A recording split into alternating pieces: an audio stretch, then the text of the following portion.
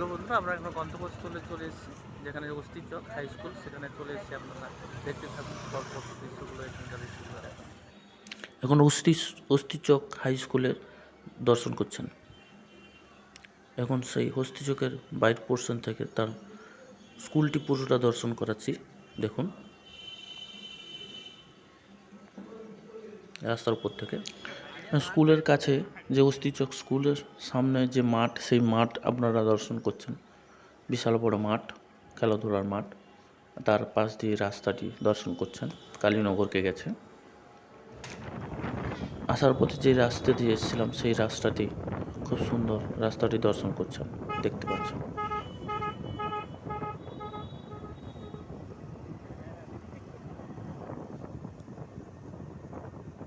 আজ এই পর্যন্ত, ধন্যবাদ, ভালো থাকবেন। যদি ভালো লেগে থাকে লাইক, কমেন্ট, শেয়ার, সাবস্ক্রাইব করবেন, এইটুকু আশা ভরসা রইল।